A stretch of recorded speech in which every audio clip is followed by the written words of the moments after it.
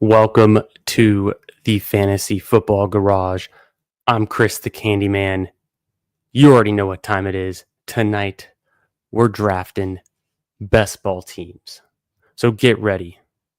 But first, before we get into this first draft, I've got a little surprise for you. We're going to play a game. I want to see if you can figure out which undervalued wide receiver for 2025 for the 2025 fantasy season I'm talking about. Let me know in the chat when you figure it out. And after that, I'm going to kick it to the intro. We're going to get into some drafts tonight. Without further ado, let's get into it.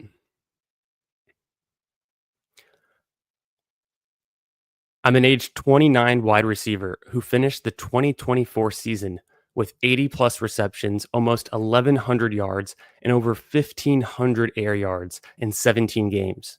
I averaged over 13 yards per reception and ranked 7th in deep targets with 26 of them as a clear wide receiver 1 on my team, playing with a rookie quarterback. Who am I? If you guessed Terry McLaurin, you'd be right. But you'd also be correct if you guessed Courtland Sutton. Sutton ranked 2nd in air yards and 8th in red zone targets among wide receivers last season. Sutton was 10th in routes run and 13th in targets across the league as he outpaced McLaurin in each of those metrics. But Courtland Sutton trailed behind Terry McLaurin in one very important and obvious category, the touchdown department. McLaurin's 13 touchdowns were second most in the league, only trailing 2024's number 1 fantasy wide receiver, Jamar Chase, who had an astonishing 17 touchdowns. McLaurin's 13 touchdowns towered over Sutton's 8, although not a bad number in its own right, tying for 13th among wide receivers. Touchdowns are king in fantasy, and that probably explains why McLaurin has an underdog best ball ADP of 29 going in the early 3rd round as wide receiver 17, compared to Sutton's average draft position of 53, going in the early 5th at wide receiver 28. Both the Commanders and the Broncos retain their offensive play callers going into 2025, Kingsbury and Peyton, offering us a similar degree of confidence as what to expect this coming season. The Commanders added Deebo Samuel via trade, while the Broncos are running it back with their starting 3 wideouts from 2024, albeit with the addition of 3rd-round rookie Pat Bryant out of Illinois. Bryant should offer the Broncos depth at wide receiver, a chance to push Marvin Mims Jr. for a starting outside wideout role, and maybe Bryant could be Sutton's replacement in 2026 as Sutton enters free agency. It's worth noting the Broncos' addition of electric 2nd-round running back RJ Harvey could have them calling more run plays in 2025. The Broncos have one of the league's best run-blocking offensive lines that was severely let down by poor running back rushing performances last season.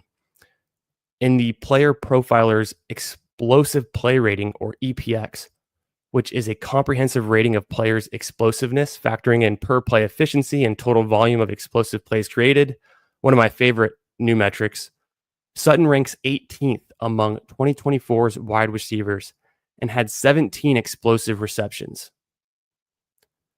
That was a top and had 17 explosive receptions. Good for 12th overall and averaging 1 per game.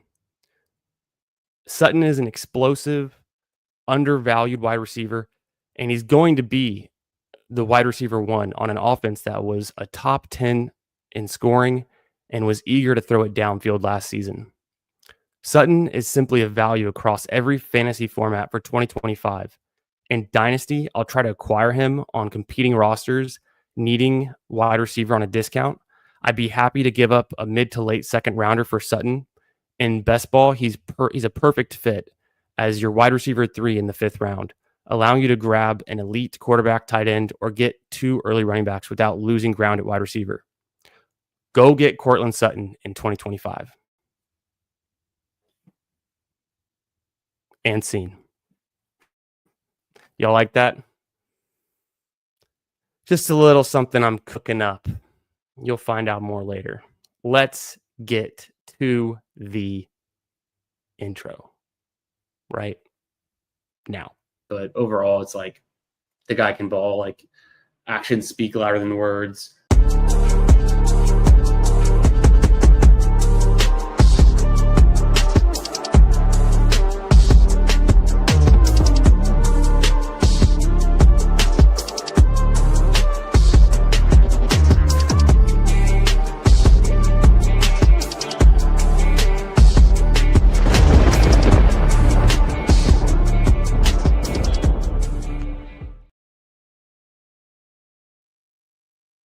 What's going on? What's going on?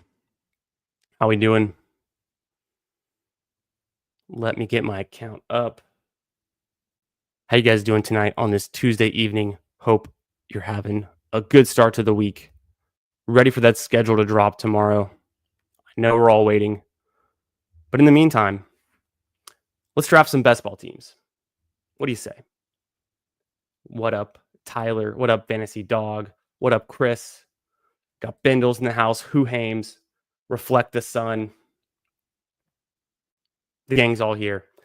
We're going to get into a 20-second puppy in about 30 seconds. Boom. A little bit of that. And I'm going to go ahead. I've got it ready. I need to refresh. And then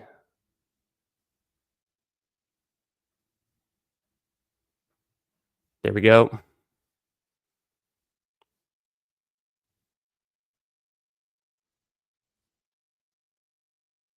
Classic underdog desktop, not loading my load. We're going to get through it.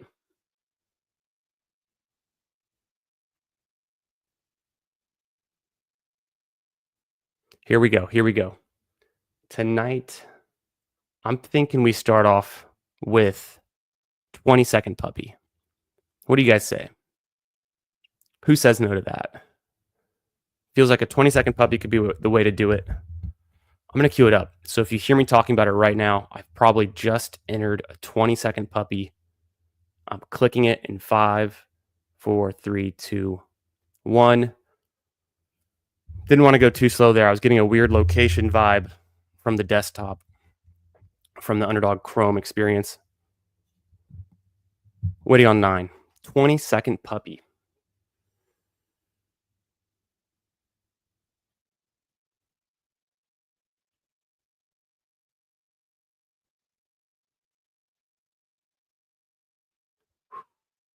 Cortland Sutton. Who would have thought? And just like that, I'm back in on the Broncos. I did my Broncos research late last night after the stream. Learned a bunch of new things. Cortland Sutton, number 2 in air yards among all wide receivers. The Broncos chunking it downfield. One of the best offensive lines in the game. Setting Bo Nix up for success.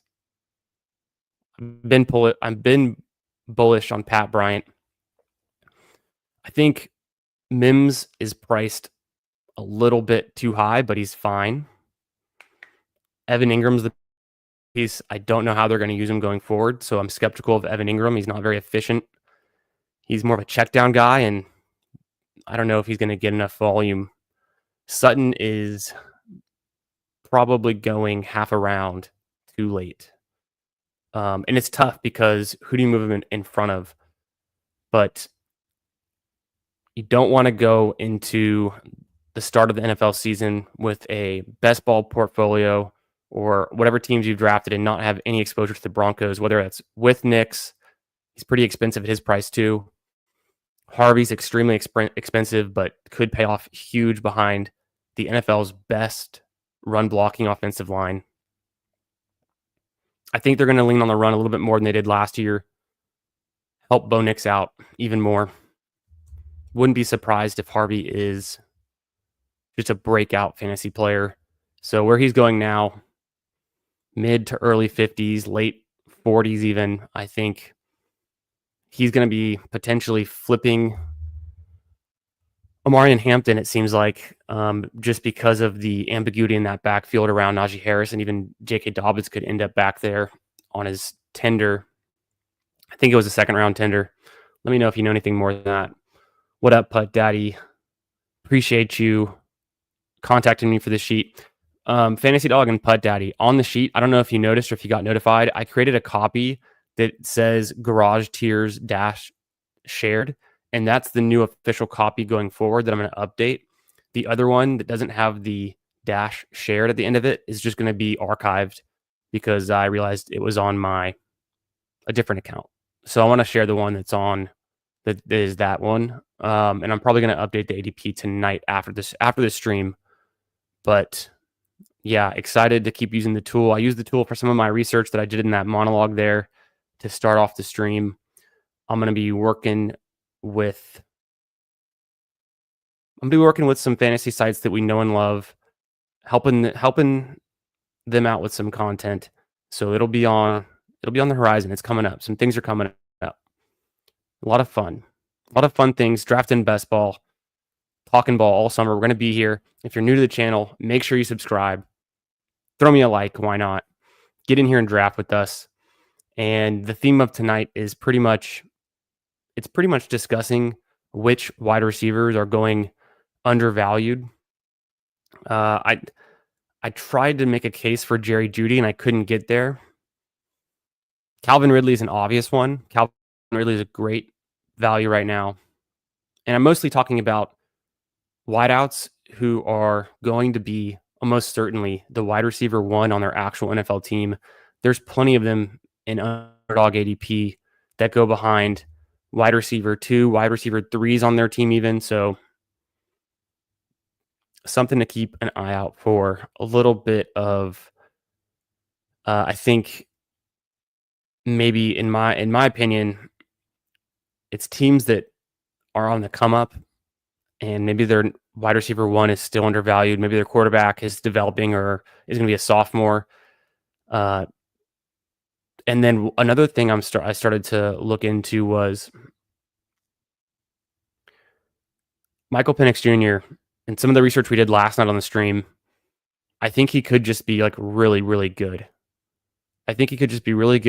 And he was the rising tide that lifted all the boats on that Washington offense, and that has Rome Odunze, Jalen McMillions, and Jalen Polk.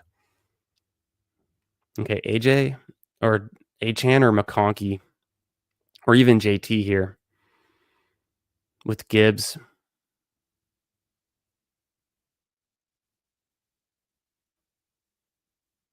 I'm going to go Achan. And then let me refresh for the combo tool. I was going to check the combo tool, but I've had some issues refreshing on Underdog. Spoke too soon. There we go. So for Gibbs teams, again, this is a 20-second puppy. For these Gibbs teams, I've taken Achan a few times, it looks like. 40% of the time. Versus McConkey.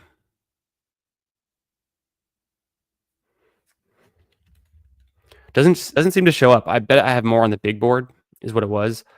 Maybe should have gone McConkey there, but I'm cool with it. We'll start with a running back 1-2 punch. This is perfect. This is what I was saying in the intro monologue. If you take an elite tight end or an elite QB early, if you feel like you're behind the 8 ball at wide receiver, if you start with 2 running backs early, Courtland Sutton is a priority target. He's going in the early 5th round. Should be going in the probably late 4th range. We'll see if we can get him on this team. I like Rice. Got a ton of Rice. I'm going to throw a JSN team in here. Mix it up. Get something different. And then I like that going forward. Because I did elite, or not elite, but double running back, I don't know that I want the elite QB. If one falls. McLaurin was gone. We see Fantasy Dog in the 1 spot grabbing Chase, McLaurin, and Evans. He's hunting for the touchdowns. He has 2024's first and second leading wide receivers in terms of touchdowns, and there's nothing stopping Terry McLaurin in this upcoming season from just scoring more and more. He literally scored a touchdown in almost every single game he played with Jaden Daniels, including 3 in the playoffs. So 13 in the regular season, 3 out of 3 in the playoffs. Jamar Chase, enough said. Good start. Who else we got in here? Myself in the 6th spot, and then I'm not sure. Not sure if anyone else made it in. If you're also in this room, come say what up in the chat. If you're watching this on Twitter, come on in, come to the YouTube. Make sure you're subscribed. Get in here and chat with us. What are you guys up to tonight? Yeah, Who Hames knows what's up. Who Hames had a legendary stream today. Congrats, Who Hames, on your 108 subscriber goal. You've already gone way well past that. That was fun. Took us for a ride there. I was listening in. Pat Bryant going to steal Ingram. Yeah. I think Pat Bryant could just be good. And Ingram without touchdowns couldn't be worse. So I don't take Ingram a lot at his current ADP. I'd rather have Tucker Kraft a round or two later.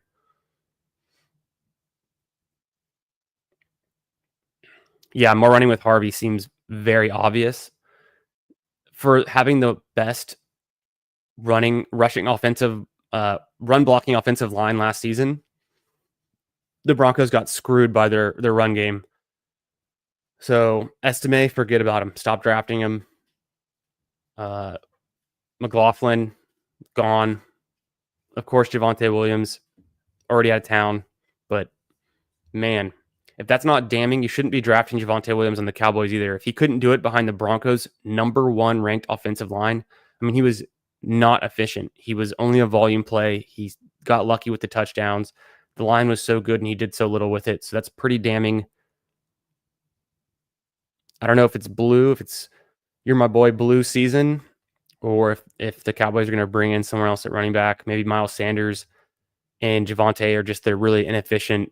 You know, no one's good. It's just a 3-headed monster and there's no real play there. Could happen.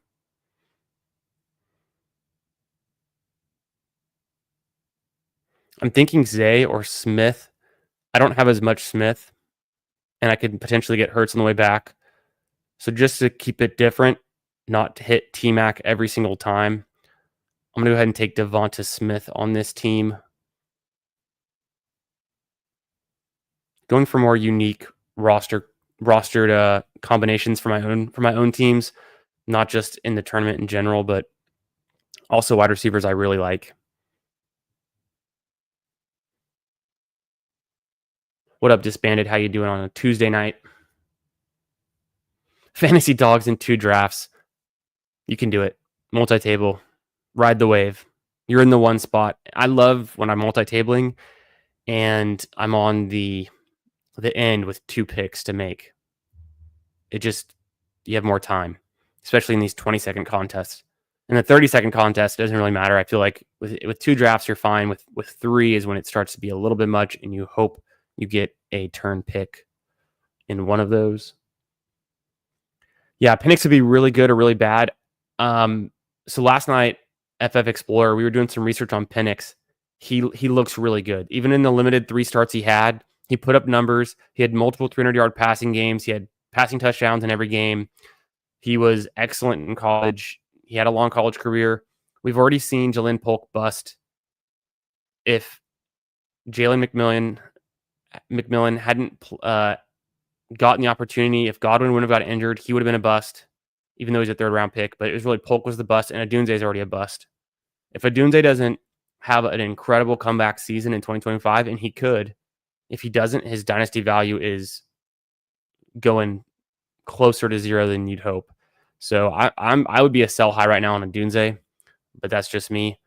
So what it looks like is it was all Penix the whole time, because without him, none of those receivers are doing anything.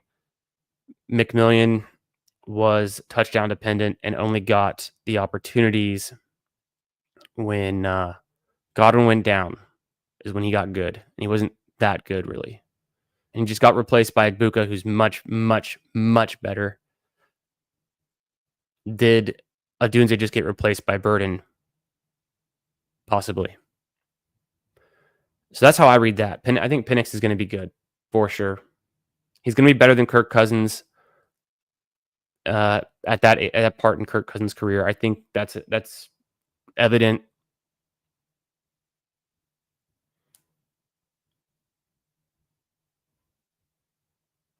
Yeah, I like that. Reflect the Sun was here last night with the research. He's helping us out. We got a UW, got some Huskies in the house. Yeah, let's look at Fantasy Dog. What's he doing? He's cooking up. He takes Kamara. He's just a big Kamara bull. Gets Pickens. Love it. I think it's a fun spot to take Pickens. I would have liked Pickens at pick 54. I'll go for Jameson Williams. Did you guys see the news on Jameson Williams today? I'd have to find it. Let me go find it real quick on my Twitter. I'll find it quickly. I think that's where I saw it, or maybe it was just something I saw on The Athletic, but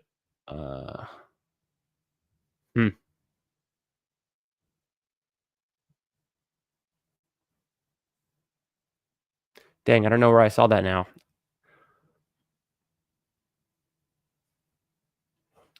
Maybe it was The Athletic. Let me check there. Lamar Jackson, Josh Allen on the same team. It's a bold strategy. I mean, who knows? Christian McCaffrey comes back full strength. Derrick Henry is who he was last year. The team in the 12 spot might be cooking, actually, which would be scary for everyone else in this pod. That's not the kind of team you want to bring into the week 15, 16, 17, playoffs, sacrificing so much draft capital at a onesie position like that.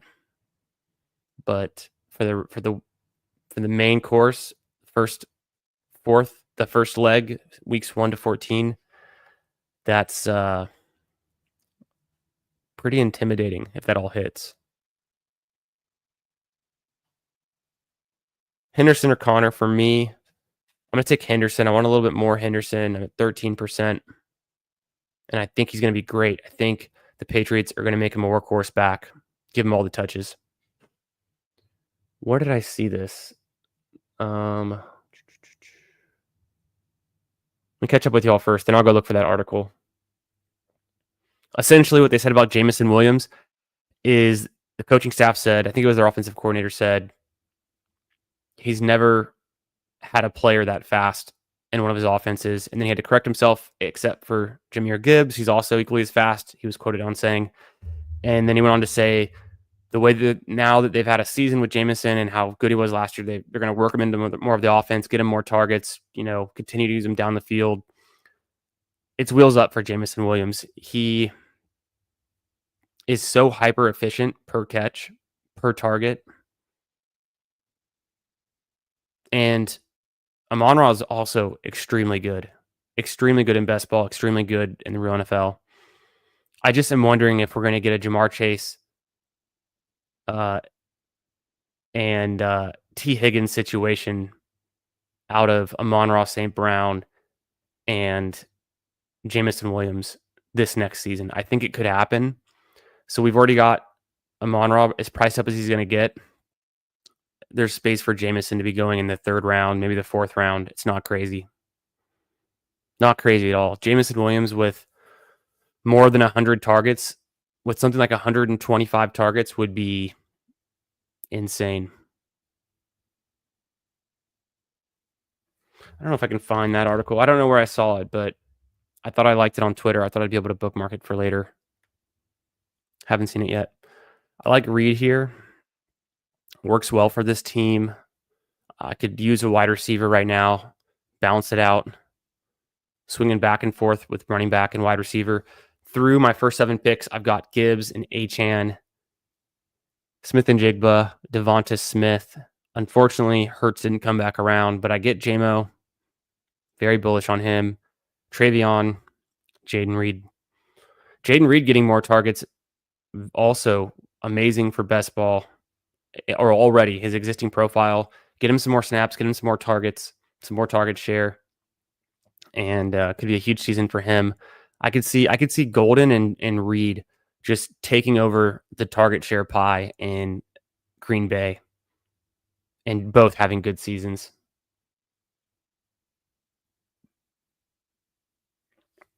Yeah, and a puppy, I'm not too surprised things like that happen. Albug, it's a little bit egregious. Travis Hunter is him though, so we'll see. Maybe Rashi doesn't come back as fast as we're thinking. Who knows? It could work out in some ways, but all right, I wouldn't do it necessarily right now.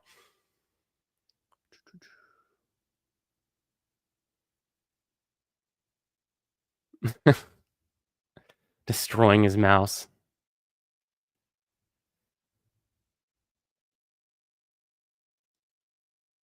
Yeah, Kamara finds a way to get it done, reflect the sun, but at the same time. Superflex League, what up, B Dog? This is a puppy. It is a best ball single quarterback draft on underdog. Start one quarterback, two running backs, three wide receivers, one tight end, one flex. Best ball format, 18 rounds, 225,000 people competing in one tournament. I think it's $100,000 up top. So that's what we're working with. We're trying to be that one. Build a winner here. The crazy thing is, you only have to beat 10 teams to advance out of this pod. And then I don't remember the exact same pod sizes for the puppy in this contest exactly, but then you got to be, let's just say, 1 out of 10. So you beat 9 more.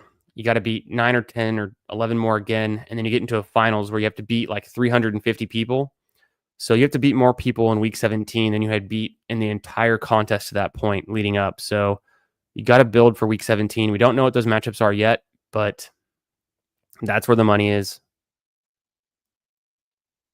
I think on this one, because I'm still not in a range where I need a QB, I'm going to take Egbuka there. Egbuka is very good. He landed in one of the best passing offenses in the league. I think most passing touchdowns. I think it was top 10 in, if not higher, in receiving yards per game or passing yards per game, whatever you want to call it. Either way, so Egbuka is going to be very good.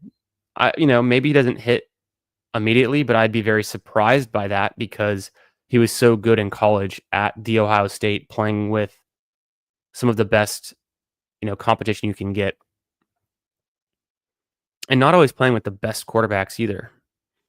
So, Egbuka, he can move around in formation all over the field. Very high on him. Catch up with y'all, and then what was I going to do? I was looking up.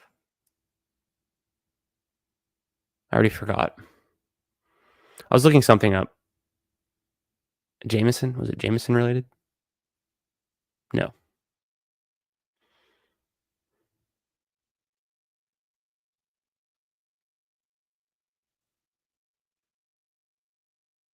Yeah, that's what I was saying, B-Dog, about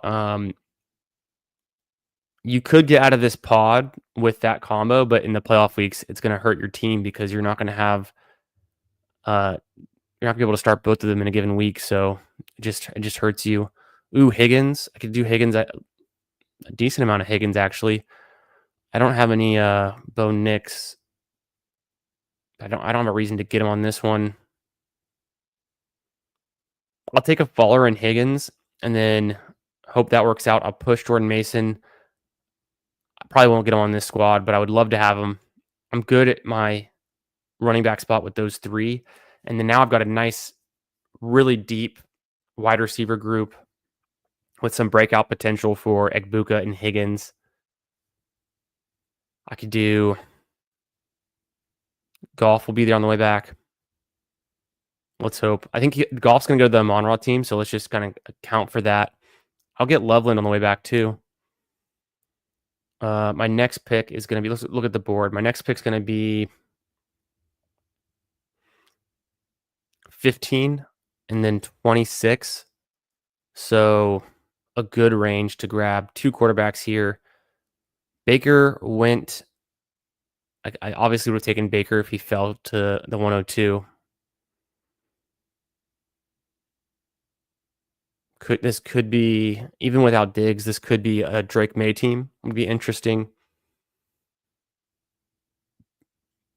Yeah, this has got to be golf right here.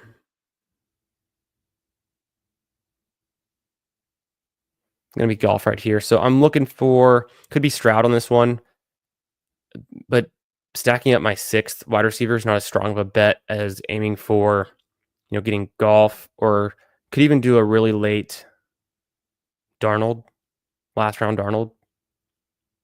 Push for the third QB. Dak goes, but was that the Amon-Ra team? I thought it was. No, the Amon-Ra team was before that. The Dak goes unstacked.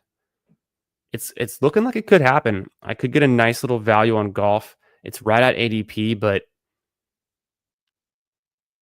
or do I push him and take Jordan Mason there and then just make QB up later? I might do that actually because I've got so many outs. Damn, Jordan Mason goes. I would have definitely drafted him. Should I do Loveland? I could do Loveland here. Push golf. If I don't get him, I can take May or Love or Stroud. So that's what I'm going to do here. I think that's the move. Get aggressive on pushing the QBs when I've got such a wide open receiver room in terms of who I can stack with. The only one that I missed out on was Baker and Hurts, so feels pretty good. Very bullish on Colston Loveland. I'll take as much as I can get, 25%. Why not? I'm sub to the Fanspeak Network Best Ball subscription. Go check it out. I did a stream with Steve from Fanspeak last Thursday on this channel, and so all of his information is in that episode, the one with Steve. You can hit up their YouTube channel. You can hit them up on Twitter. Check out their Best Ball subscription. It's super fairly priced. Tons of good content. I read 2 articles this morning. Man, really quick reads, good stuff. They've got subscriber only shows, rankings, everything you're going to need to know to stay sharp in best ball. It's kind of like they're doing the heavy lifting for you and aggregating all of this good tidbits, insights on what coaches are talking about and planning to do with these new players like Colston Loveland. Man, it's exciting. So I read an article this morning about some of the rookie positions. Colston Loveland was highlighted in it. I was already bullish on him. I'm very excited.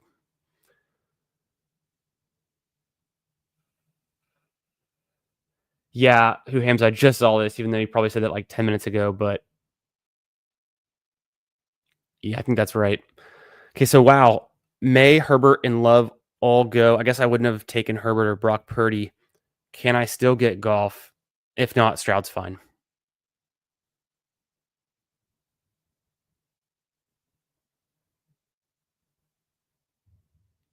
We did it.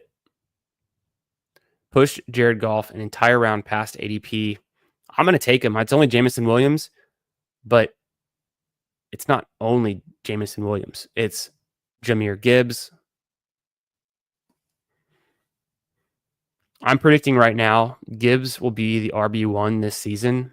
I don't want to rank him ahead of Saquon because I don't want to have no Saquon, but I do rank him ahead of Bijan, and I'm willing to have half as much Bijan to get twice as much, or 50% more, I guess, Gibbs.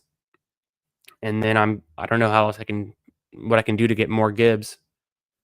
He's the most efficient, running back per touch. David Montgomery, they could just easily stop using him. Just don't use him. You don't need Montgomery anymore.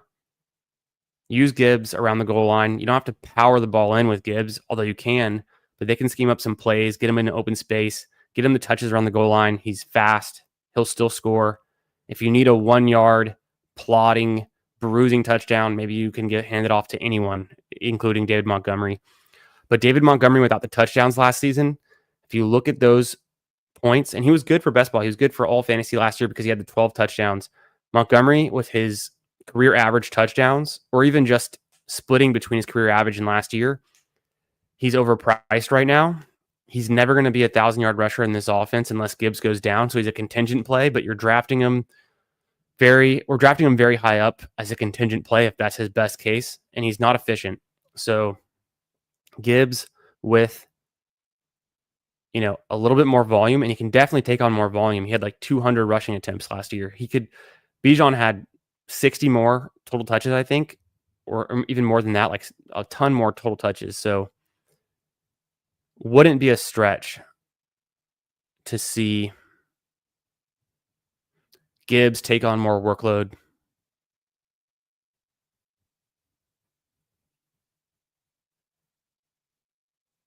I'm going to go Stroud there. Feel safe at QB. Wouldn't be a stretch at all for Gibbs to increase his workload and stay hyper efficient. One of the highest scoring offenses in the league, number one scoring offense last season. So very bullish on Gibbs. The whole offense. I mean, JMO, Gibbs, these guys score on huge explosive plays. Yeah, maybe. I think that'll be fun, Who Ames. If we can scoop up Hunter next week when there's some fear on him. Yeah, the news on Jameson was good. Yeah, I don't want to full fade Chicago.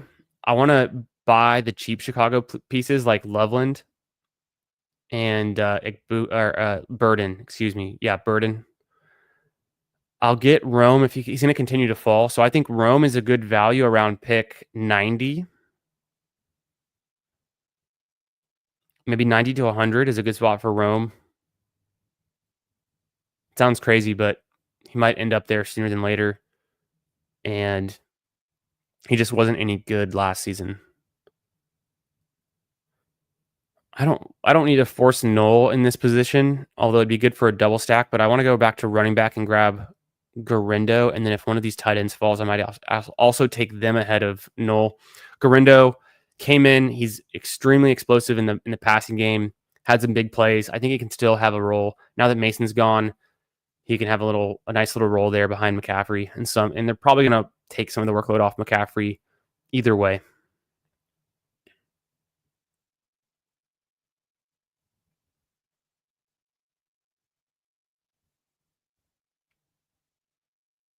Two, 4, 6, 1 build. Double stacking golf. Got Stroud with Higgins. The running back room looks good. Could even stop at those four, honestly. I just don't think I have to. If I can I'm going to leave myself the option to get Darnold very late, like around 17 or 18, hopefully around 18.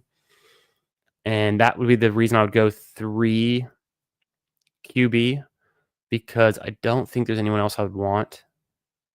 And then probably be just fine going 2 tight end, but leave myself the option. I can grab up some value late, maybe going 3.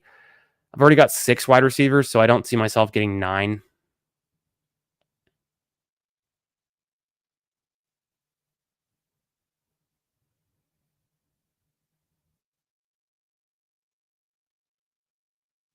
That helps. What up, Meat Gazer? How you doing tonight, my man? Hope your Tuesday's going well. We're all excited for the schedule release tomorrow. There's going to be a lot of great shows in the best ball space tomorrow. You guys already know. Cody's having a big show. We've got who else? Just a lot going on. Davis has got a big show.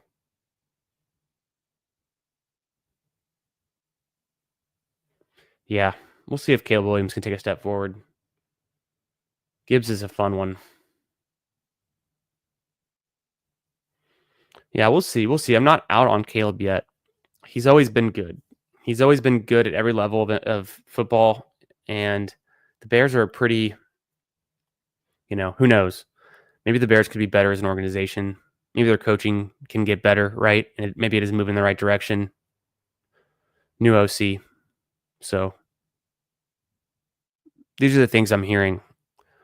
I'm not like super on top of the Bears, but I'm getting more into them with how excited I am about Colston Loveland. I'll tell you that much. Noel's still there. Seems like a good bet. Tight end dried up just a bit. I like Ertz and Henry in this range. I could just do Ertz there. I'll grab Knoll. It seems like I have a lot of Knoll, so I might need to move him back in my rankings just a bit, or pivot to tight end there a little bit more. That's weird. I moved Giddens down in my ranks, but I think I only did it in my spreadsheet, and I forgot to do it in the app. I moved Giddens back behind Marshawn Lloyd, closer to Jarquez Hunter. Because I'm just not drafting him here, and I don't want to be drafting him in this range. I had him ranked just too aggressively. Because he's always, I mean, he goes, after I said that, he goes, no, he's still available, but that's what I was saying. I usually see him falling.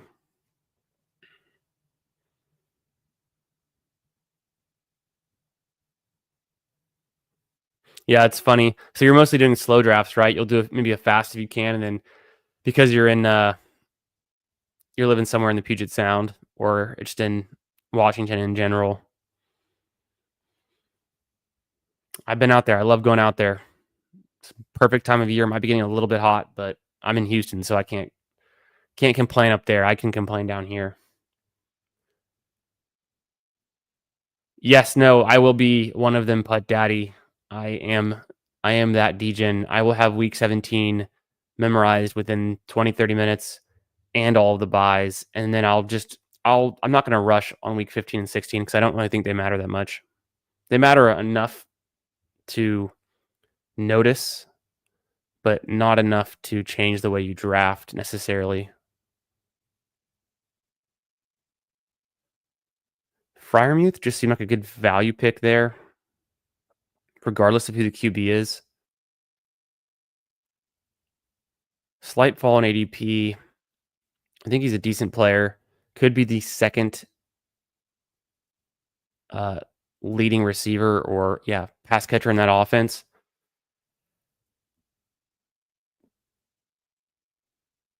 Could be done at 4 running backs, but I just don't need to do that because I've got 3 picks left.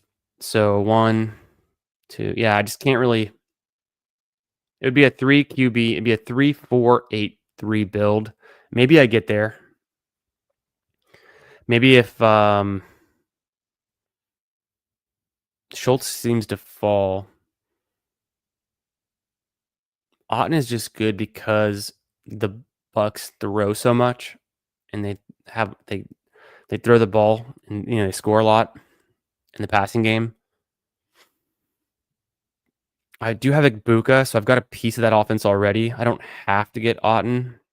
I might just push the tight end later and then take a running back now.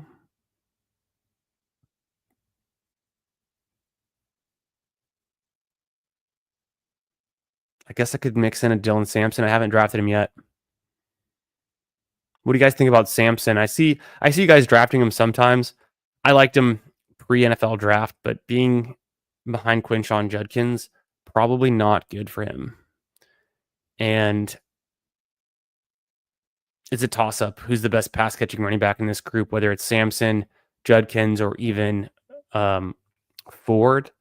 I think they're all pretty close. They don't really separate from each other as pass-catching backs, at least based on what they did in college and what they've been doing. Could just do Marks late also. What's the QB situation look like? Stafford is still there. I don't really have a way to connect to Stafford, though, on this team. Richardson's still there. That looks appetizing. And then Darnold, too, for my team with the stack with JSN.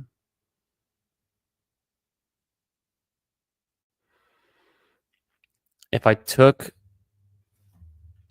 Richardson, no, I don't want to go Richardson on this team.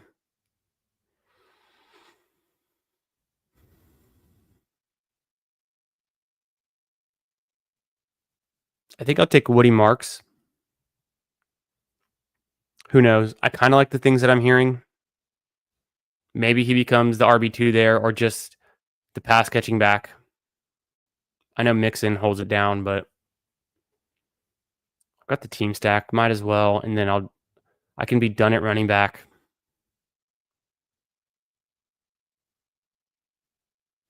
Didn't need to force the Otten pick. Feel like Schultz will still be there anyways.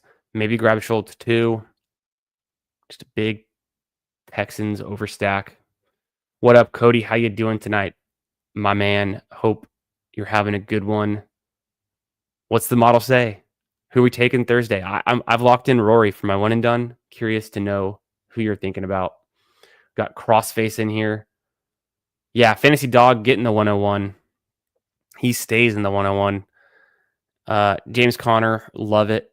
He got the Baker connection. Getting some old wide receivers in Thielen, but stacked up with Young. Love the Dobbins pick. He takes Giddens. And then Calvin Austin going in round 17. Not too surprising.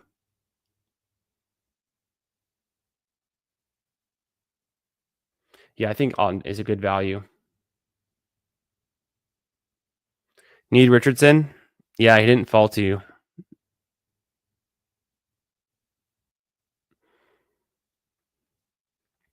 2572.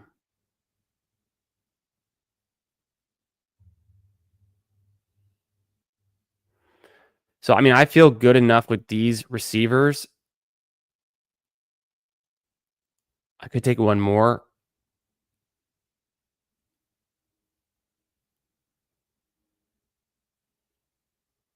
Well, I'll just take Schultz, whatever. This one's just going to be overstacked because I got the value on it, and I'm buying into a Texans CJ Stroud-led bounce-back season on their offense. I've got Noel, Higgins, Schultz, and Woody Marks. It's a little bit excessive. The bye week could hurt. I've got Jared Goff with Gibbs and JMO, so that feels pretty good. I didn't want to take Tesla there. Thought about it for a half second. Honestly, I would have taken Troy Franklin maybe. Although I'm higher on Pat Bryant. He's already gone. Just that the Broncos run enough 11 personnel, like 55% of the time about. So I could see where last year that it was Sutton, Vele, and Mims. Franklin could push Mims for the outside role. Bryant could easily do that, right? Who plays in the slot? I don't know. But I still like Franklin a little bit just because he's a down the field threat, and I think the Broncos are going to keep throwing it down the field. Connection to Bo Nix doesn't hurt. I like Boutte. I like Atwell, fine. But I don't think I'm going to go wide receiver. I guess I will if the QB situation resolves itself. I could also take a Corum just for some late value. Though I don't really need a running back. I think I'm going to hold off on the running back. What else can I correlate here based on my first picks? Are there any other Seahawks? It would be Horton or MVS, right? So even if I don't get Darnold, I could take MVS or Horton. Darnold's there, I'll take him. This is something I've been pulling off. BBG and I on Sunday night did this in a different way, but we got Darnold in round 18 on that Best Ball Mania team we drafted together because we took JSN. And now that DK is no longer there, I've found that the Cooper Kupp drafters don't feel like the Darnold connection to Cooper Kupp is strong enough to stack him. I would say like 80% of the time, they just ignore Darnold. So maybe it's two different camps of people. People who still believe in Cooper Kupp are not the same people that overlap in the Venn diagram with people who think Sam Darnold can be good. I think Sam Darnold's fine for fantasy. And in the last round, if he's actually starting the whole season, he's a great value. And I got him stacked up, of course, with JSN. So that works. That works. Hell yeah, Cody. Appreciate you being here. Hope you're having a great night, man. The stud. Doesn't take shit from anyone.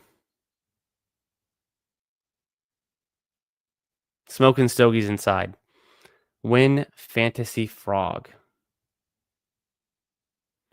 I won't lie, Bindles. I have no idea what Fantasy Frog is. I must have said something weird 3 minutes ago. Let me know what Fantasy Frog is, Bindles. No idea. But I'm looking forward to Bindles' stream tomorrow. Bindles bringing on Ron Stewart. That's going to be great. I'm going to tune in for that. You guys tune in as well. You guys already know Bindles. If you don't, if you're new here, if you somehow found my channel and you haven't stumbled across Bindles, he is my co-host on our new show that's launching Monday nights at 8:30. We are getting... I'm getting it set up for full effect. Boom. Oh, shit, the overlay. I need to hotkey some stuff. Boom. We're getting Ballsy. I'm covering Bindle's name, of course. We're getting Ballsy every Monday night, 8:30 p.m. Central, starting May 19th, following the NFL schedule release, which is tomorrow. So next Monday, Bindles and I will be talking best ball and dynasty, drafting BBMs. You guys got to be there. Subscribe to Bindles' channel as well. He's having Ron Stewart on tomorrow. Can you believe it? Nice guest. A lot of nice guests lately for Bindles. Killing it.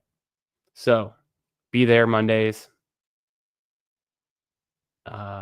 Ballsy. And if you don't already know, you're about to find out. So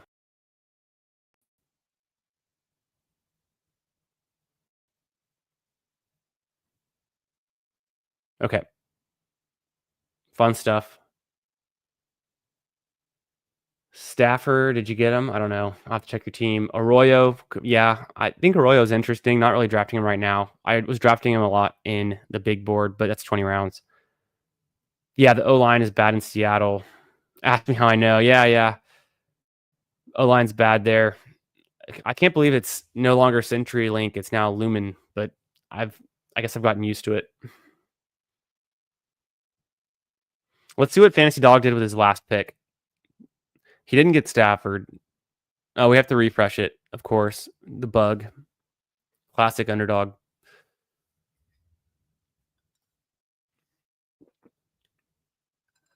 Is it Milrow, you son of a bitch? You think Darnold's going to get benched?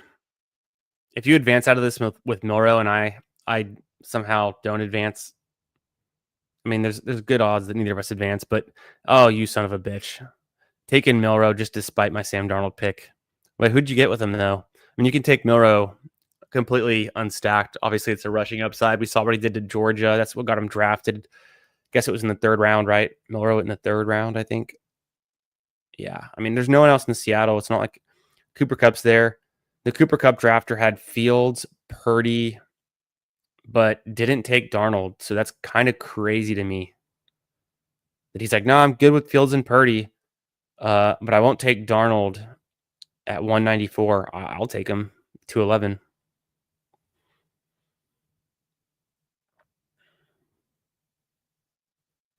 Rod Stewart. Did I do that again? Ron. The Ron. You know who Ron is. Did I say Rod? You guys are acting like I said Rod Stewart. I might have, maybe my throat was dry. Needed some water. Ron. Sub to Bindles. There you go. Appreciate you, my man. Yeah, he's the man. He can help you with your dynasty stuff, your best ball stuff, anything fantasy related. He's on top of it. Better than John Stewart. Sure. My team is the same old team. Fantasy Dog, you do have your guys that you like. You're drafting a very consistent portfolio, but hey, I don't know any better.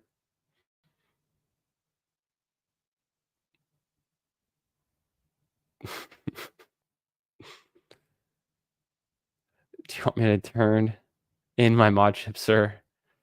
Hilarious. No, I think Milrow is a fine pick. I was doing it in the big board. If news breaks, if Sam Darnold breaks, somehow Milrow, we have any indication he might start, he's going to be a good pick for fantasy. As good as Anthony Richardson, I would guess. Yeah, the protection is an issue. I think you're on to something there. Reflect the sun.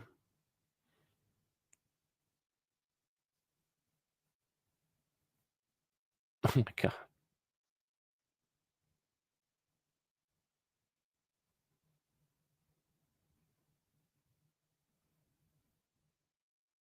Interesting. Okay, very good.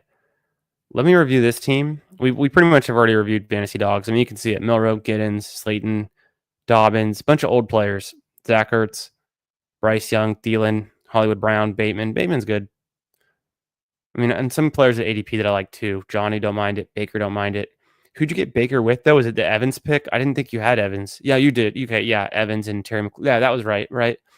So you get Jamar Chase, Terry McLaurin. Like I said, you started off with the two top wide receivers from 2024 in terms of touchdown scoring. So from then on out, I mean, you can't build a bad team. But let's see how you manage to build a bad team. No, I like these first four picks a lot. I think Kamara, Connor, and Montgomery. Can't complain with that. The Mayfield stack, Jonnu, why not? And then more receivers. Bryce with the stack. Ertz, of course, he's good. Dobbins, huge upside. Very good on a team where you took running backs a little bit later. Not that like Kamara and Connor can't already do it on their own, but just one more little Dobbins sprinkle in. If he lands in Dallas, man, wheels up. Probably I wouldn't have taken Giddens on this team. And then Milrow, it's like up whatever. So what was the count on that one? Because it feels like you didn't have something. Oh no, I think you're fine. 3582. You're covered. No complaints there. I like it. Quickly do mine, and we'll jump into another draft in a few seconds. So if you want to draft, get ready, get queued up. It's going to be a 20-second pup in about, let's say, 30 seconds. Let me get through this one. 3573. Got the golf with Gibbs and Jamison Williams. CJ Stroud. Overstacked, really. I got Woody Marks, Higgins, Noel fell, so we took him. Schultz, Sam Darnold with JSN last round. Love to see it. Gibbs, Achan, Henderson, Garindo, Woody Marks. Definitely good enough. That'll get it done. Could have stopped at Garindo. Maybe should have. I just don't know if there's another wide out there that I would love on this team. Maybe Tesla would be the play, I guess. I'm not sold yet.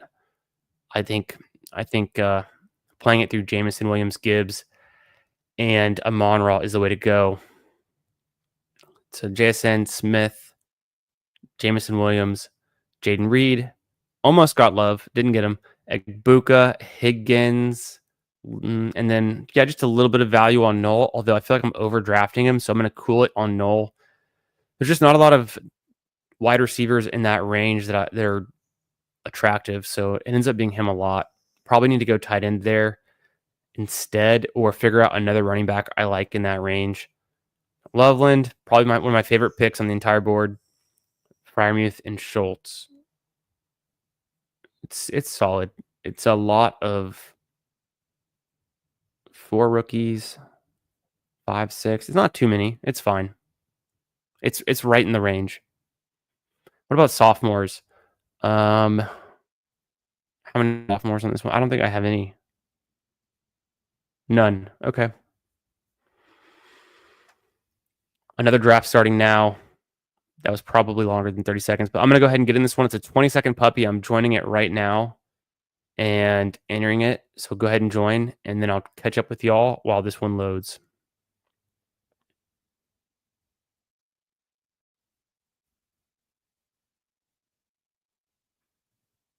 How we doing tonight, everyone? Oh, that snap, Phil. I didn't even see. We got the fantasy dog in here. We have the world famous Huron River Rat in the one spot. We've got Ryan Oss. I recognize that name and icon. If you're in here, what's up? Lawsimo's in here. I think he said what's up earlier. I don't know if I said hi already. How you doing? How's your Tuesday going? Got a good room. Kind of badged up in this one. Well, three badgeless,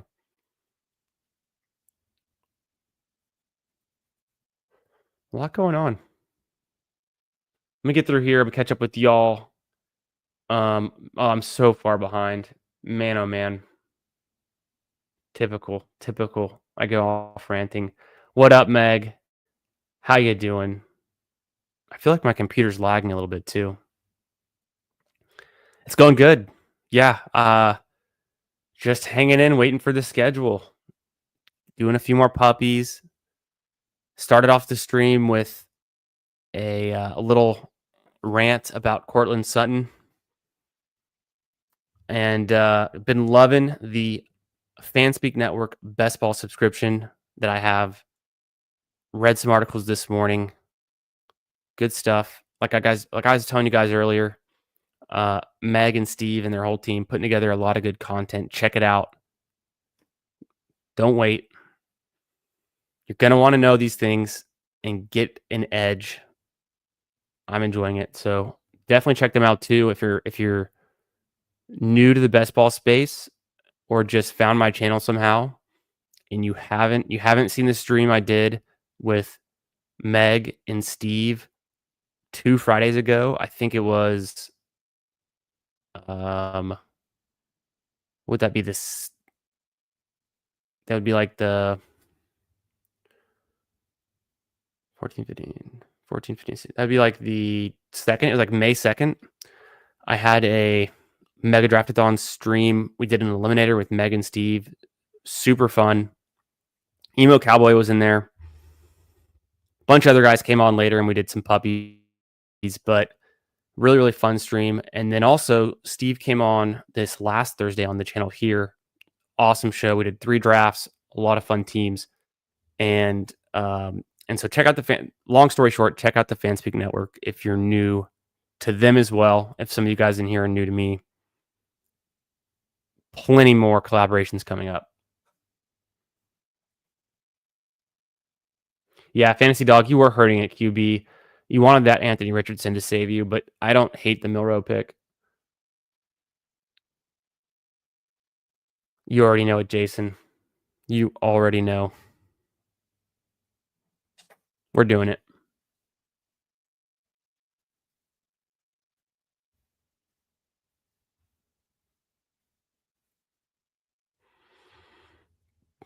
Yeah, I like Mayfield, but in that same range, there's still a lot of good running backs and wide receivers.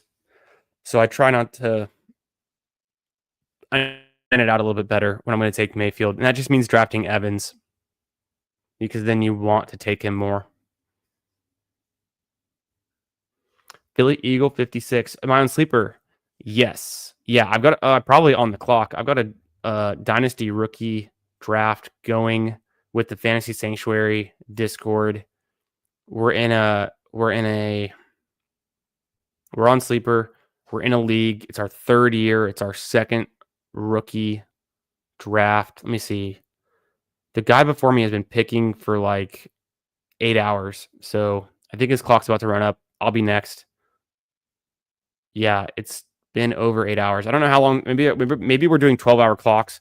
Also, they're in the UK, so I'm sure it's also it's almost the morning in the UK. So maybe we have the clocks paused during the night. But I should be picking soon at the 210 spot. I got 3rd in that league. Came close, could have won it. At the 110, I took Colston Loveland. Who else?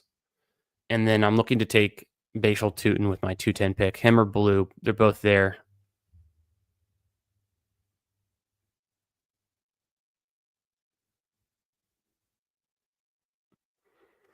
Justin Jefferson and Bucky. Oh, I'll check my combination for my next pick. I should have checked to see who I have more of, Justin Jefferson and Bucky or JT.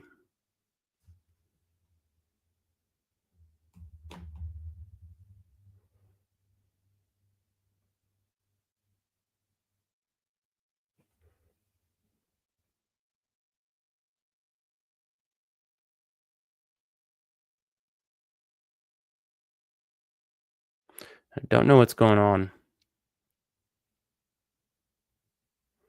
I think it lagged so much, it timed out and the combo tool didn't upload, but Do some Garrett Wilson. I just took JSN. I'll take Garrett Wilson this time. I'm just trying to get a little different and not take Rice every single time, and then give myself some ways to stack up other players that I really like, including Justin Fields.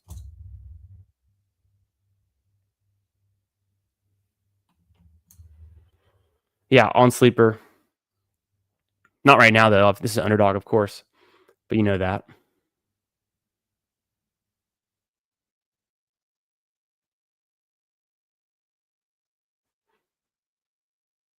Got in the BBG room? I don't think I did, but you must have. Oh, did we start up at the same time is what you're saying? You tried to get in mine and you got in his? That's pretty funny. Yeah, he's live right now too, isn't he? Yes. See, it's a good model. I think a lot of directions, you know, all roads lead to Rome. All roads will even lead into Rory this week. It's a good pick if you can make it. Like you said, DeChambeau, Ober in the 3. I like that one too. Yeah, I'm glad that I saved Rory.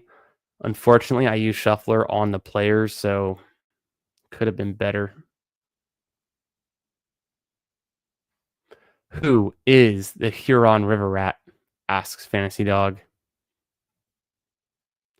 None other than Mr. Jason Calhoun.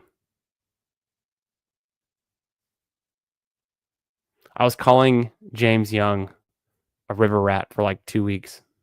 He's the century. It's pretty funny.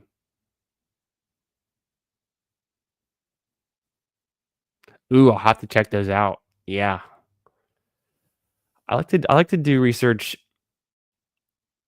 pretty much all times, late at night, after some drafts, also sometimes in the morning, light reading.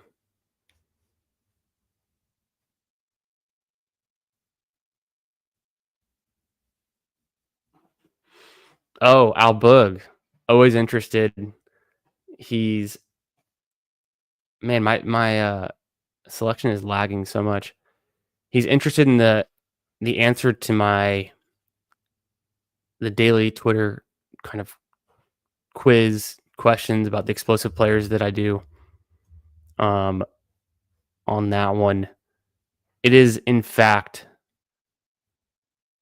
the teammate to Aaron Jones.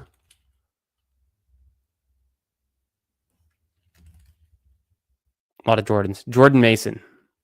So I'm very high on Jordan Mason this season. I think he's going to be potentially a top 12 running back. Potentially. Incredible rusher. Very explosive in 12 games. It's 2 explosive rushes per game. I think he'll get it done. On the Vikings, they're going to know how to use him. I'd go Smith here again and still try to get Hurts.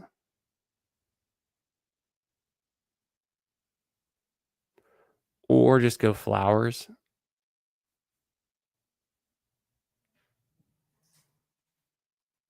I'll go Smith. I'll try to get Hurts. You thought it was Bucky? Yeah, Bucky was close. Jordan Mason's high-end comps are both Bucky and Jonathan Taylor, which were 2 of the guesses. Actually, Steve guessed Jonathan Taylor. It was either you or somebody else guessed Bucky. So Jordan Mason is very similar to both Bucky and Jonathan Taylor. Give him the volume. The efficiency is already there. Going to be a home run.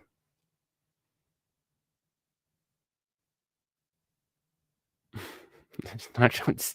Who aims? Killing it.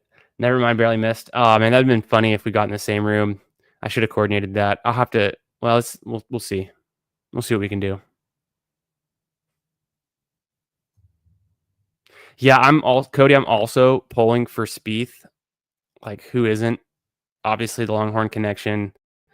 Just been a fan of his golf game forever.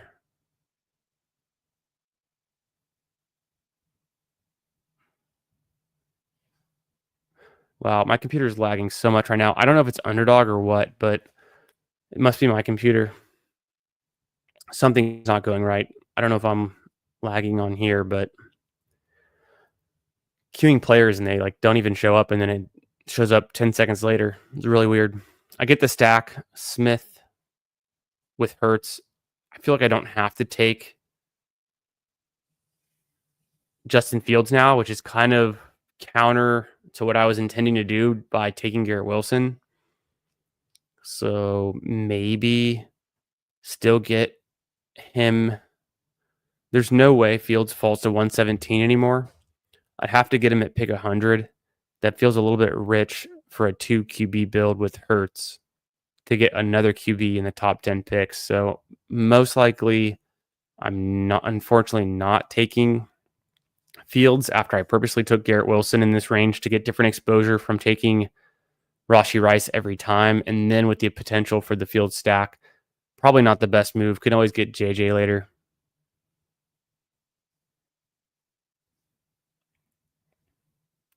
Pickens goes 54 in this one. A little bit different this time. Harvey makes it to 57. He's not really making it that far into the 5th round anymore. I could have taken Harvey at 52. I need to be in the middle of the board so I can grab Harvey, but every time I am, he goes like in the early 5th.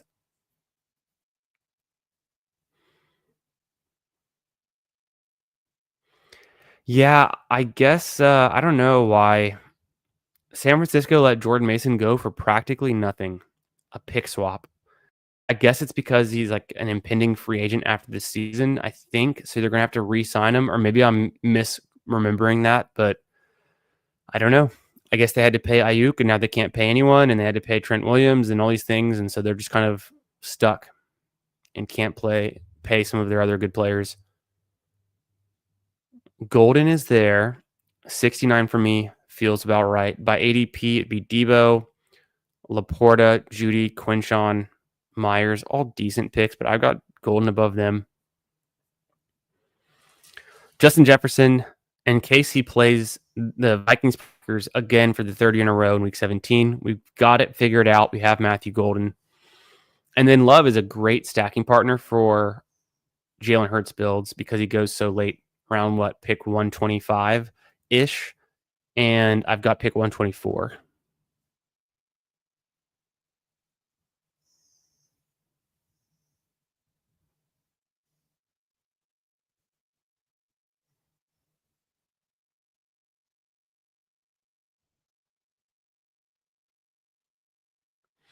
Am I doing AI work in the background? For the thumbnails? Or you mean like currently? Because the answer to both is yes, but not really actually. Not. I'll like. I could use a running back at this point. Laporta's there though, and I have him. I have the chance to get Laporta around later than he goes. I do have him ranked there. I could obviously take Pollard, but I'm gonna anchor on to Bucky this time and get Laporta, which feels nice. I haven't been able to get a lot of Laporta because I rank him a bit after his ADP. He falls this time, I'll snatch him up. It's nice. There's a bunch of other wide receivers that I would have liked there too. A little bit early for some of those guys on this left side of the board. Maybe one of them comes back around pick 93.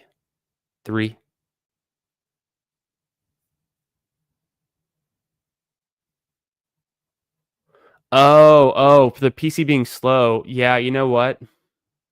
I must have too many tabs open or something, or just it could be part of it, honestly. That's probably part of it right now. What do I not need? I don't need this right now. Let me clean some things up. That's a good call. That's a good one.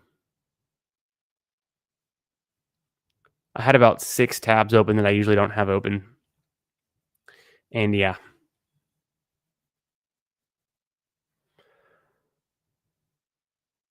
Yeah, no, nothing crazy. I use Copilot Grok and Perplexity the most. I use Perplexity for queries, like questions to get answers, although it's not always good at anything math related. It's better at like finding answers, articles and things. Like if you asked it to like give you a certain player's snap percentage, which you could find on some websites, for some reason it'll get those wrong, or that's a bad example. Like I asked it one time to find the number of 20 plus yard plays that a running back had, and it gave me a really bad answer. And so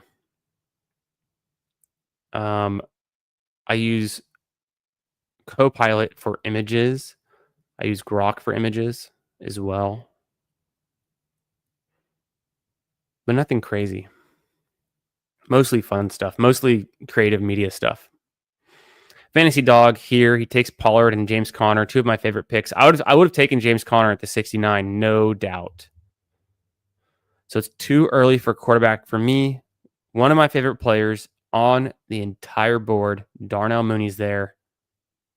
Snap, click, Darnell Mooney.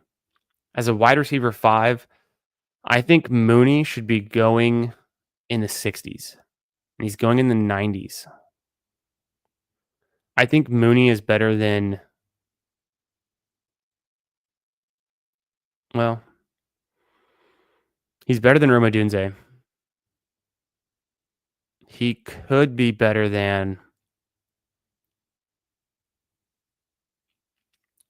Debo. I'm not sure if Debo has a bounce back in Washington. It's a pretty good offense. He's definitely better than Pearsall. So he should at least be going ahead of Pearsall and then probably Rome too.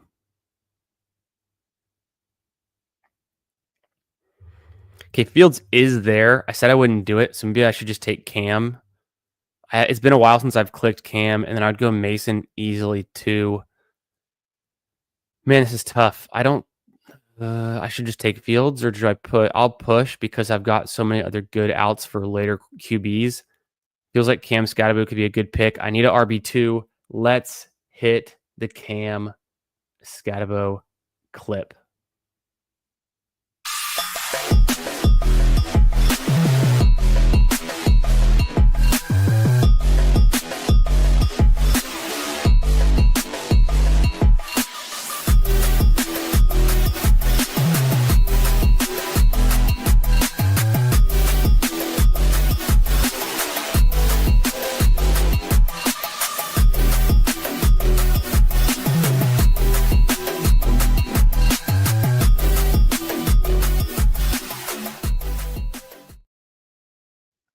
Love it.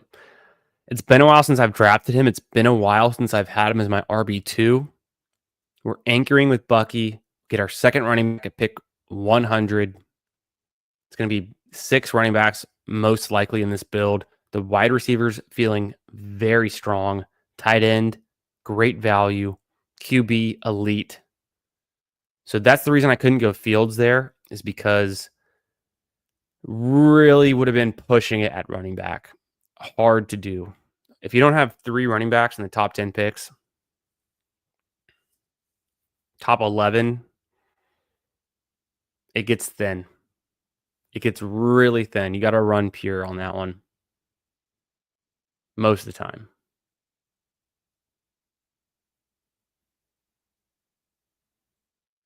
Yeah, fantasy. Everyone loves Mason. We all do. That was the answer to today. Al Boog was asking. That's the answer to today's quiz. If you don't follow me on Twitter and you have one, consider following me on Twitter. I try to put out good research, good content, fun things, some memes, some jokes. I said this earlier, but I really was messing with the Saints fans this week. When Carr retired, I happened to be looking at Twitter the minute it happened. So I asked Grok to generate an image of Aaron Rodgers wearing number 12 for the Saints, and I posted it under Rappaport's breaking news, Scheffler's, the Saints, the NFL's official account, all of the breaking news, and it got a lot of engagement from a lot of Saints fans who were angry to imagine Aaron Rodgers playing for them. So I liked it. I enjoyed that. And then I also try to put out mostly just good research, retweet a lot of good content from other best ball bros. And yeah, So if you're on Twitter, at FFB Garage, give me a follow. Make sure you're subscribed here. And if you're watching on Twitter right now, what's up? Come join in the YouTube. Slap the like on your way in. If you're watching this tomorrow or in the future, leave me a comment. And what do you think about Courtland Sutton? Are you drafting him? I went on the little tirade to start off the stream on Courtland Sutton. So hopefully you like him after that, after what you heard.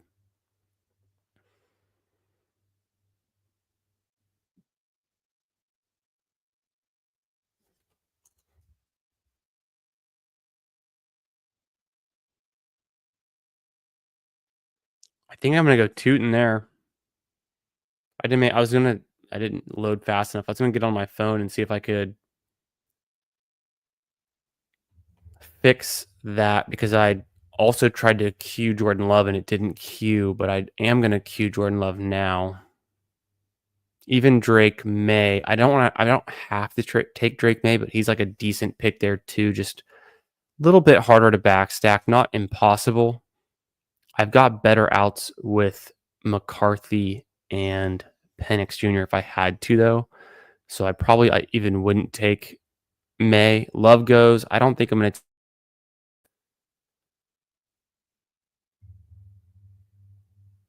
just queue Goddard and then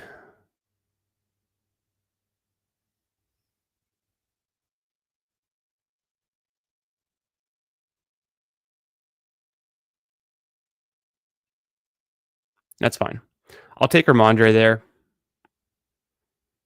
4 running backs now. Like I said in the last draft, I think Travion Henderson just takes over the whole role and Ramondre goes pretty much to almost nothing.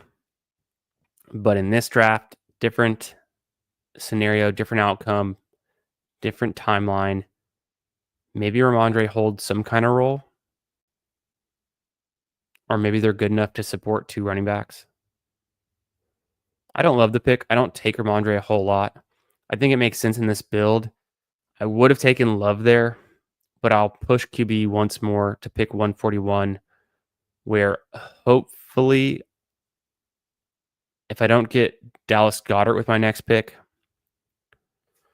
I have to queue from my phone. The computer is just really lagging. I don't know what's going on. It's probably just Chrome in general or my instance. I don't know if it's Underdog's fault.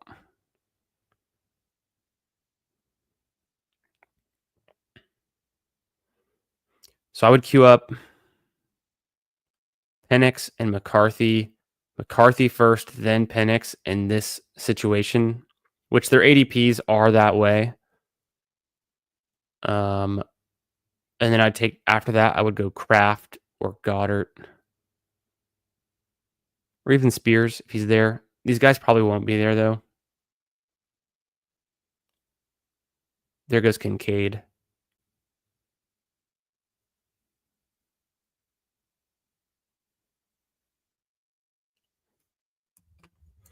Go to the board. It's a better view for y'all.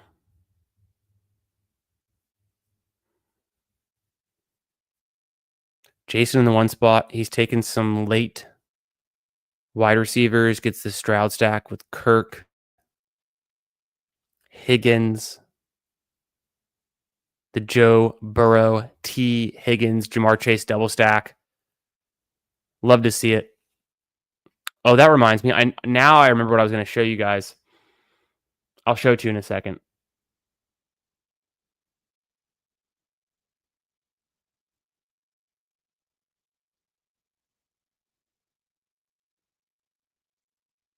Ooh, the Prescott for your CD.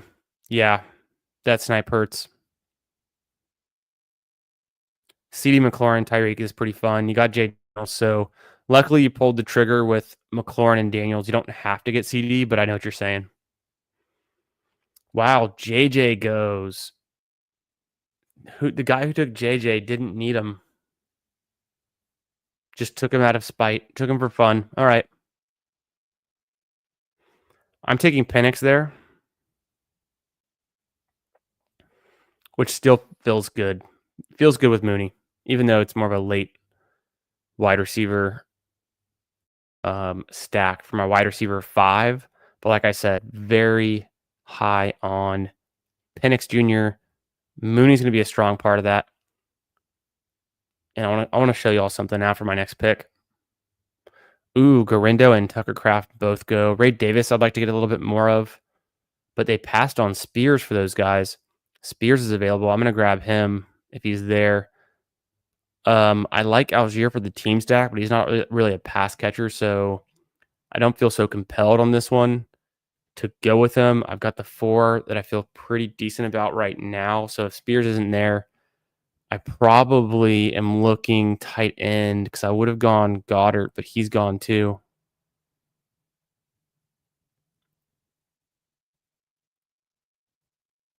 Pick 148 coming up.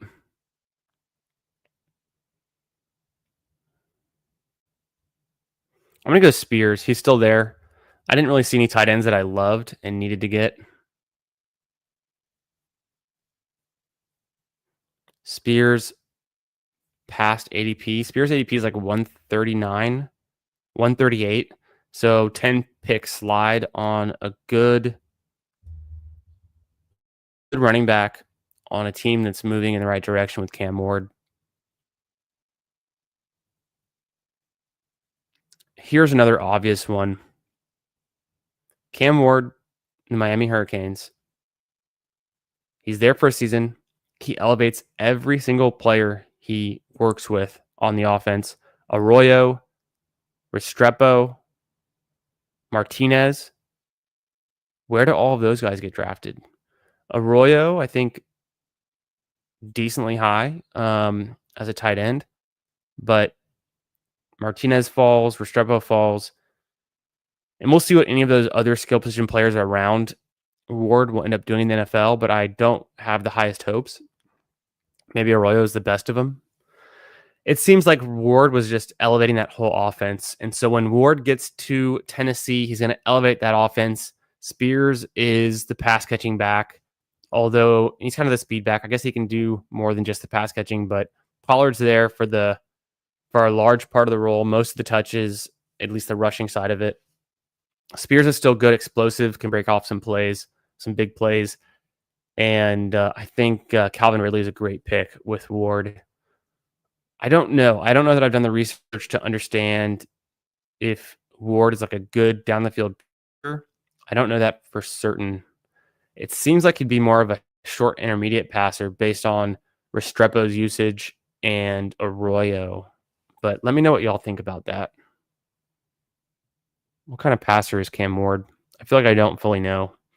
Didn't see a ton of Miami games. So I can't remember off the top of my head like what that was like. Yeah, Yahoo Hames. I think Stevenson in the back range is probably just okay.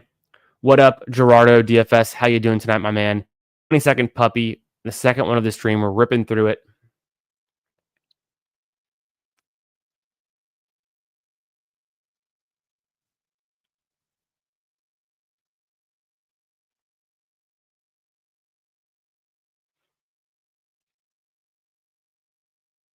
Yeah, I thought Martinez was pretty good in college too. I thought he was good enough. 7th round. There's some good 6th, 7th round running backs and quarterbacks in this draft class. Good enough, I think, to be in the NFL. So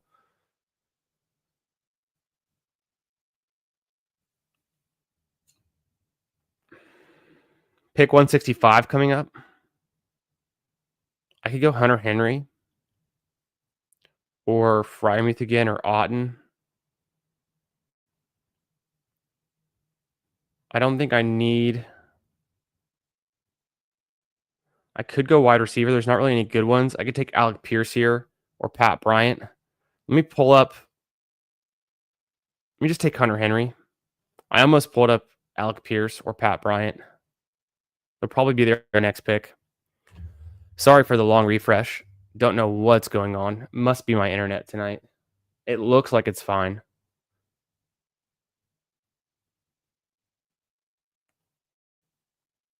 No idea what's going on. Slow connection through Chrome. Maybe it's Underdog. I doubt y'all are having the same issue. Most of y'all are drafting on your phones though, right? Are you guys drafting on your desktop too? Because I'm drafting on my phone probably 80% of the time. I'm not streaming. I will sit down and draft from my desktop if I have a minute, but otherwise, I'm also just streaming that right now these days. So if I'm drafting from my phone, I'm probably exercising, walking, hanging out in the backyard with the dog. Could be. I need a receiver, and the guys I liked are gone now.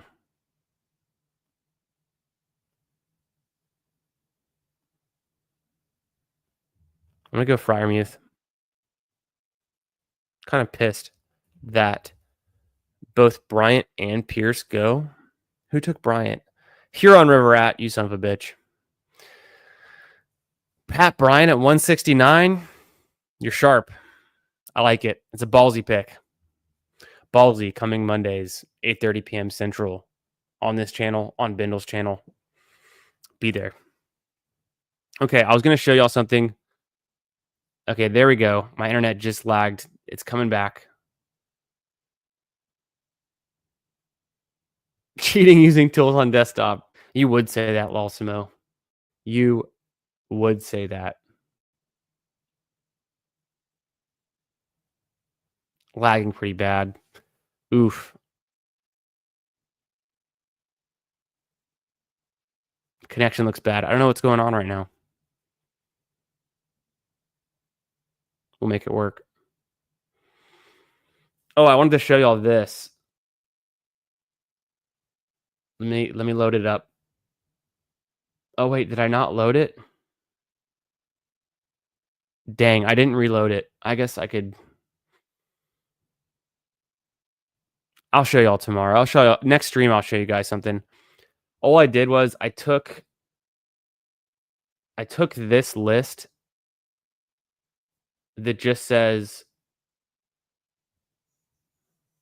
people to sub, but then I replaced it with people to draft, and I put a list of all of the different stacks and combinations I want. Like for instance, the Burrow double stack, but you get Burrow in the 7th round.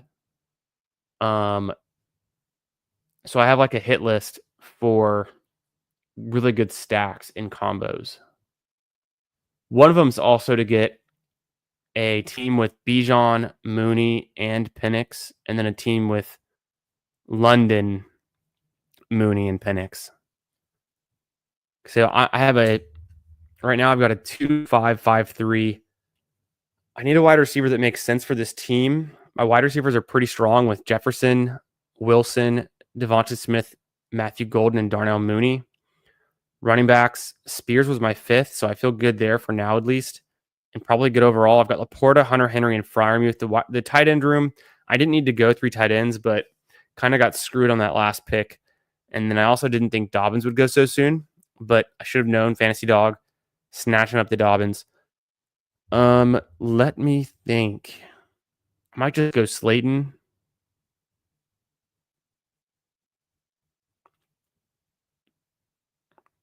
I feel like the Lockett's not a very good pick. I'm going to do Slayton here, round 16. Seems okay. Russell Wilson starts some games, throws the moon ball, gets Slayton deep. Jackson Dart comes in later, apparently good, right? So good either way. Definitely going to be better than last year. And then Slayton, hopefully healthy, but he's had the injury bug for a while now. I'm going to stick with my skinny stack on Hurts, and then Penix. I don't think there's anything else I can do in Atlanta this late. It could be Ray McLeod. I never take Ray McLeod the 3rd. I think this could be the team to do it with my last pick. So I'll save wide receiver for the last pick. I could take another running back or wide receiver here. I'm going to grab some Dylan Sampson. I think it's my first share since the big board. 20 picks past his ADP. Feels like the time to do it. Actually, it's about 16 picks past.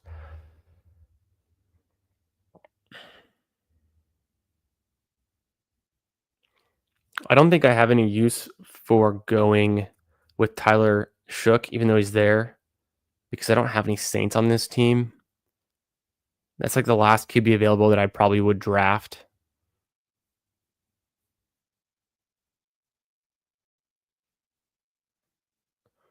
Missed the whiteboard stuff?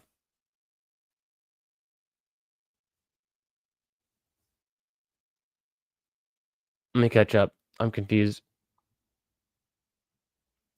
Pat Bryant is more of a pick for future years after Sutton leaves. Yo, what up, Jamie? How you doing tonight? Yeah. Yo, what up, dogs? Okay, sorry. Yeah, just catching up. Uh, yeah, I like Pat Bryant even this season because of the Broncos' passing offense is so strong. Their offensive line is so good. I think Mims is a special teamer. I don't know that Horton or not Horton.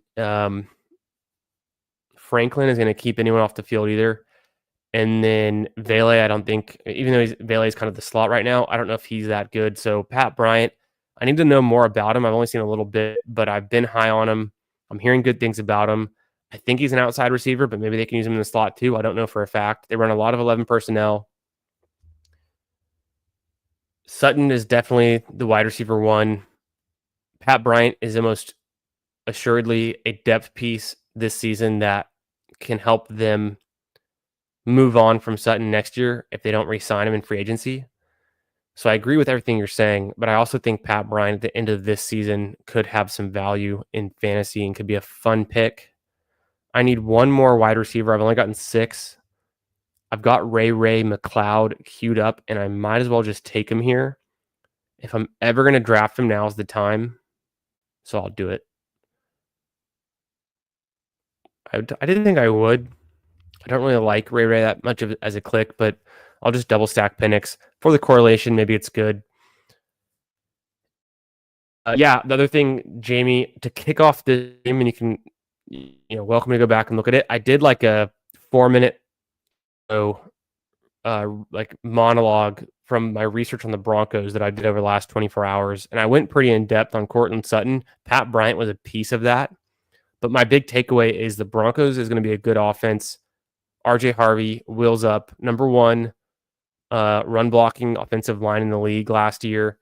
Their running backs completely underwhelmed, so they go out and get Harvey. I think he's going to be a smash. He's very expensive right now, but he's still worth getting. We got to chase him up. He's going to keep rising. And then Bo Nix was a surprise to most about how good he actually was in his first year in the NFL. He's definitely good enough, right? So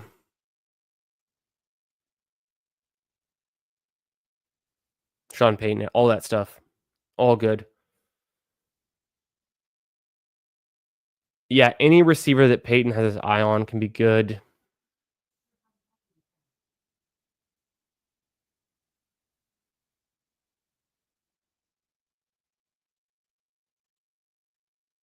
Oh, whiteboard stuff from Sean Payton. Yeah, not me.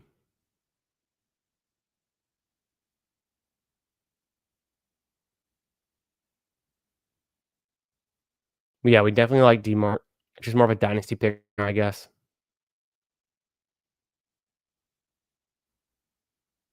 That's right. Who Hames is notoriously high on Pat Bryant for his run blocking ability, which will be valued very much in that Broncos offense.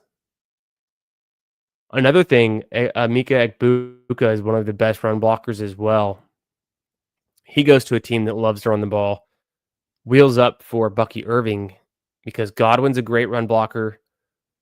I don't know for a fact about Evans, but I wouldn't put it past him. Large human being. And then we know Egbuka's a very good run blocker from Ohio State days. Trios, how you doing tonight, my man? Talk about Martinez comp to Chris Carson. Interesting. Yep. Good for Dynasty. You know, we were all thinking it. Chris Carson was good for a while, the neck injury.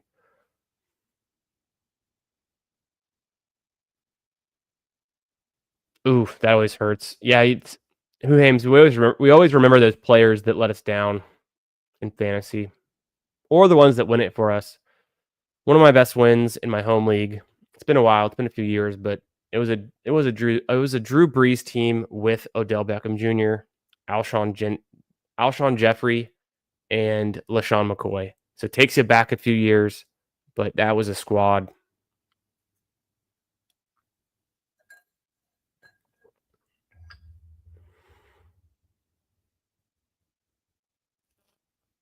The dailies. Yeah, I don't do a lot of dailies. Maybe doing more this year. We'll see, but not a ton.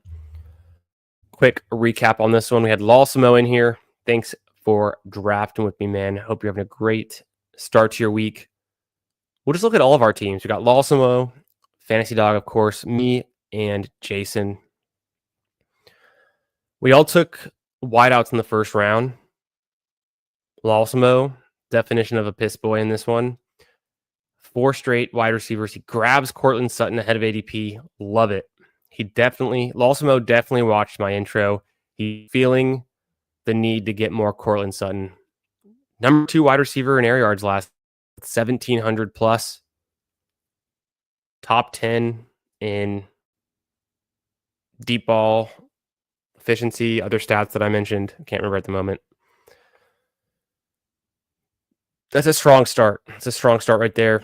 Fantasy Dogs, of course, a strong start. You get the Terry McLaurin stack with Jaden Daniels. Love it. CeeDee Lamb and Tyreek. Can't go wrong. We'll see about Tyreek. I hope he's back to his normal self. Maybe it's the beginning of the end for him. I took Garrett Wilson, and then I ended up stacking with Hurts. So I kind of shot myself on the foot by going Garrett Wilson and wanting the field stack and then not following through. But I think I still pulled something off that I like. And maybe Garrett Wilson's just good anyways. We know he's good. Maybe he's just good in fantasy this year. The guy in the 2 spot is feeling very high T today. Interesting start. I don't hate his picks 5 through 9, though, at wide receiver. Kind of decent. Jason goes Chase Higgins for the double stack with Burrow. He gets. I didn't notice that, though. You took Chase Brown, too. That's pretty crazy. So you're really going with the Bengals triple stack early. Who knows, but seems like it would be hard to pull that off for the victory. DK, a good pick. What else did we do? I'm not as high on Pearsall. I just don't think he's that good. I think it's a little bit of recency bias in the fantasy playoffs, and then the fact that Brandon Ayuk and McCaffrey were out, that he had an opportunity, but they spent something up. They went and got him. So we'll see if Pearsall can fulfill his destiny and live up to his ADP, his 7th round selection. But like I was saying, I think for my money, I'd rather have a Darnell Mooney than a Ricky Pearsall. Like 1 for 1. Not even at value. Just I like Darnell Mooney more here.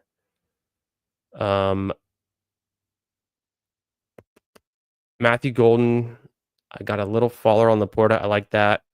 Scatabo already ran the clip. Connor's a great selection in the 6th round. One of the best picks in the 6th round, no doubt.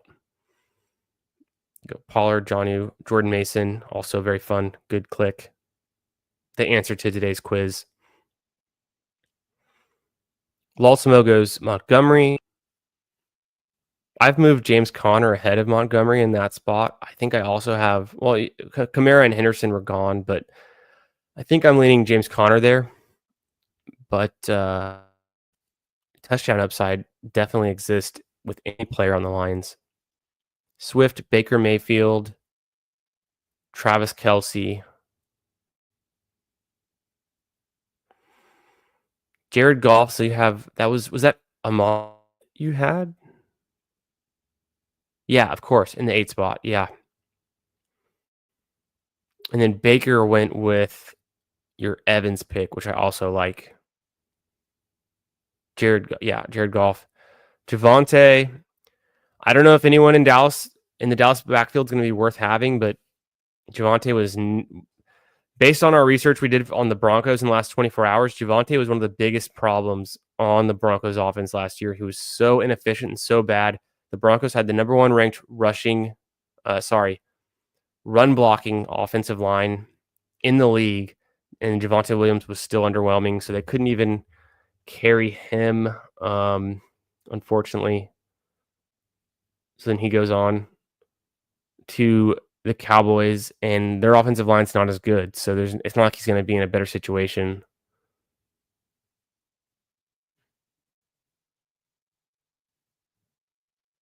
Gerardo says, how much would you stack? I have trouble going past 3-man team stack. In the last draft, I literally just had this issue where I ended up tracking the Texans. I took Stroud, Higgins, Knoll fell to me at a value. I got Dalton Schultz, so there's triple stack. And then I also had Woody Marks as one of my last picks. I think it just depends. There's data out there, but at the end of the day, if the Texans put up 40 points in week 17, you're going to want a lot of pieces of that.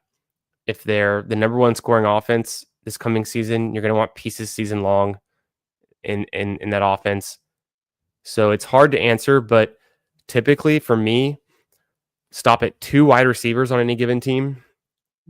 It's pretty hard to go with 3 wide receivers in one team in your wide receiver room. There's just a lot of buy conflicts, and maybe they can't all pay off. The later the ADP, the easier it is to overstack. So if you're taking all 3 Bears wide receivers or all 3 Tampa Bay Bucks wide receivers with a stack, you're drafting them with a lot of draft capital. That would be worse than, say, getting Anthony Richardson with all 3 of his wide receivers that go super late, or 3 of them that go super late. Because I guess Downs isn't super late, but 8th round, so that's pretty late relatively. By the time Josh Downs goes, there's already 3 Bears wide receivers taken. Like, what's going on? And I just harp on the Bears a lot because they're at their ceiling. They were the 28th scoring offense last year. Maybe they take a step forward. Feels like we're already paying for it, assuming they will. So yeah, good question. Hope that helps and answers it. The Best Ball Mania winner 2024 had that Bengals stack. I see. Yes, it was a Bengals stack. I think it had all of those pieces that Jason got, but just at different values last season. And then also, we're trying to win this year, but the Bengals are great.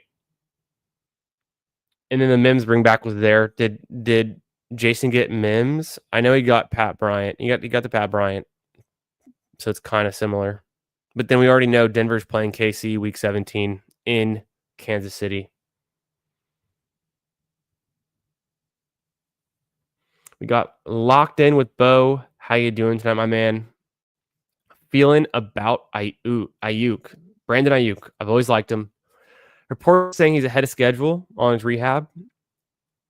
And why would the Niners not play him this season? Yeah, they're going to play him. They're paying him. He's healthy. They're going to play him. Exactly. I've always liked Brandon Ayuk.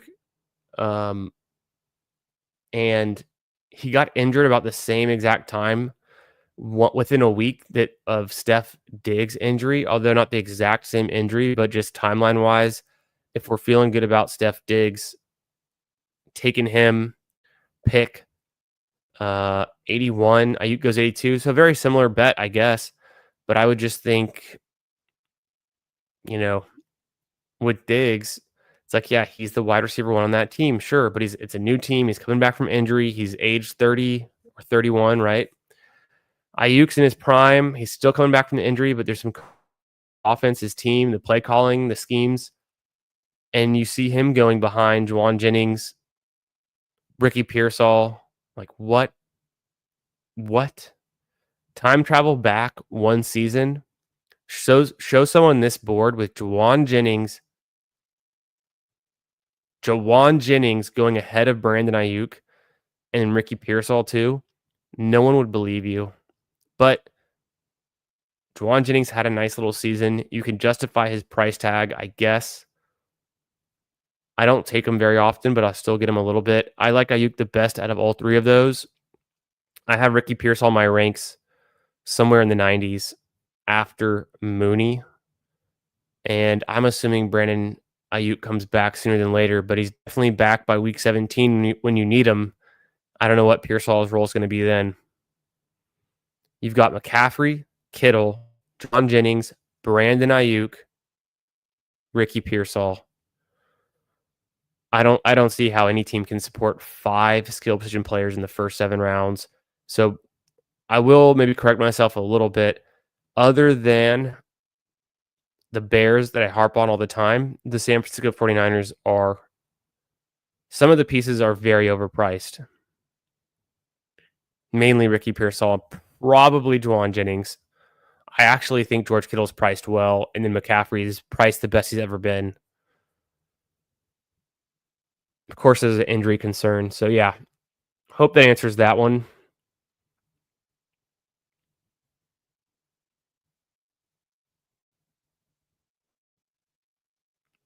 Yeah, the team that won. Um, El Gru's team. We've drafted with him a bunch of times. We've seen El Gru in these rooms. Didn't catch it. We haven't caught him lately, but we'll see him from time to time.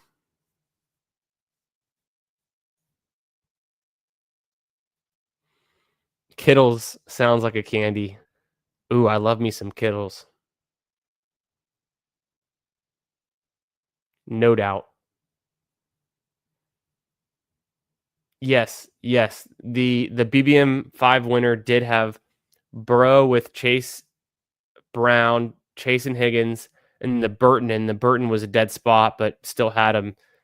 And he didn't have the Denver bring back. Okay, it must have been a different team that won, something like the big board or something else that had the Mims bring back.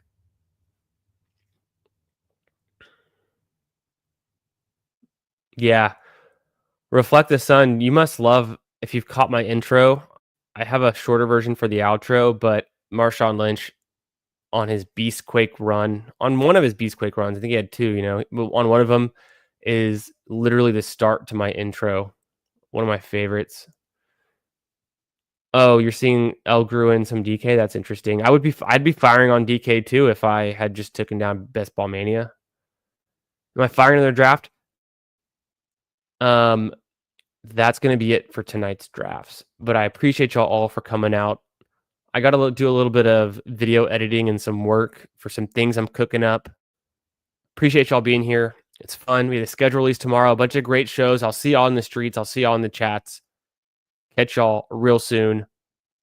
Ballsy, Monday night, 8:30 p.m. Central. Be there for Bindles and I show. Make sure you subscribe to the channel. Hit a like on the way out. Catch y'all next time. Peace.